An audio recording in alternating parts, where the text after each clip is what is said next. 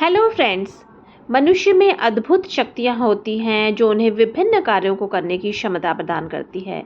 उनमें बहुत सारी शक्तियाँ होती हैं जिससे वो अपनी शक्तियों का इस्तेमाल करके अपने समस्याओं का समाधान करते हैं, अपने सपने पूरे करते हैं और समाज में सुधार लाने में अपनी शक्तियों का उपयोग करते हैं।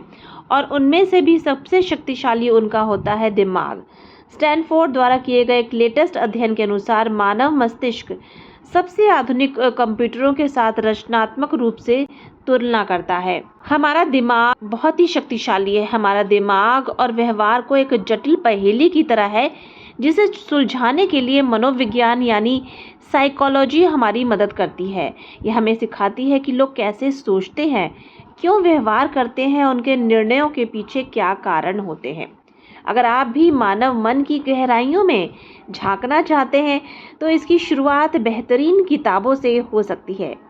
सही किताबें ना केवल आपको इस विषय को समझने में मदद करेंगी बल्कि यह भी बताएंगी कि हमारे अंदर क्या खास है। ह्यूमन साइकोलॉजी को समझने के लिए हमें किताबें पढ़नी चाहिए। मनुष्य हमेशा से एक दूसरे के व्यवहार को समझना चाहता है और कोशिश भी करता है। दूसरे व्यक्ति के अगले कदम या उसकी प्रतिक्रिया को जानना आज एक बड़ा हथियार है। इसलिए आज हम आपको कुछ ऐसी किताबों के बारे में बताएंगे जो आपको ह्यूमन साइकोलॉजी को समझने में मदद करेंगे। तो उनमें से एक किताब है रॉबर्ट ग्रीन की the law of human nature. व्यवहार और साइकोलॉजी एक क्लासिक किताब ग्रीन की the law of human nature है। ये व्यवहार के उतार चढ़ाव, लोगों को प्रेरित करने वाली प्रेरणाओं, कार्यों और आदतों को कैसे आकार दिया जाता है इसके बारे में बहुत कुछ बताता है। दूसरी किताब है Daniel thinking fast and slow.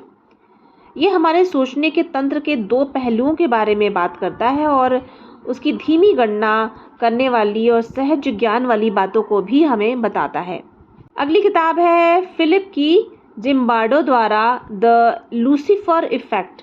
इसमें ये बताया गया कि कैसे सबसे अच्छे इंसान भी उनकी सुरक्षा में या कुछ परिस्थितियों में बुरे काम कर सकते हैं, इस बारे में बताया गया है। तो ये ह्यूमन साइकोलॉजी के बारे में समझने के लिए बहुत अच्छी किताब है।